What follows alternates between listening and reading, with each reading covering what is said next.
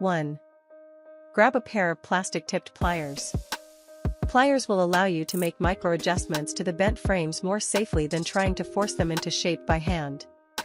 If possible, equip yourself with a pair that has a soft plastic coating on the tips. Ordinary metal pliers may scratch or even snap thin wire frames. If you don't have a suitable set of pliers on hand, a plastic hand clamp or pair of forceps will also get the job done.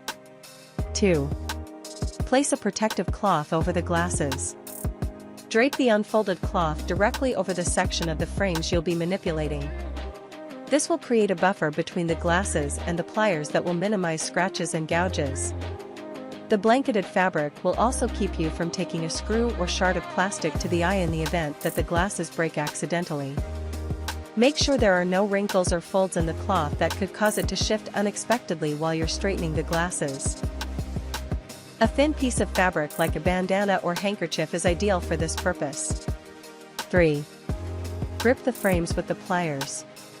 Position the tips of the pliers over the bent section of the glasses and squeeze the handles together to secure them.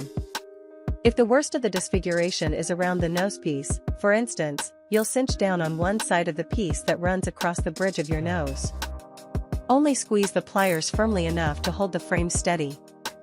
Being too forceful may just cause even more damage. The slender pliers will create an anchor point around which you can make more precise adjustments. 4.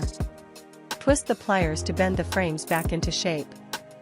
Apply gentle pressure in the opposite direction of the bend until you feel the frames start to give. Make your adjustments as small as possible to avoid breaking or overcorrecting your glasses. When you're satisfied with their shape, slide them on and see how they feel on your face. Don't yank, wrench, or bounce the frames. Doing so will most likely leave you with a broken pair of glasses. You may need to adjust your glasses more than once in order to get them to fit properly.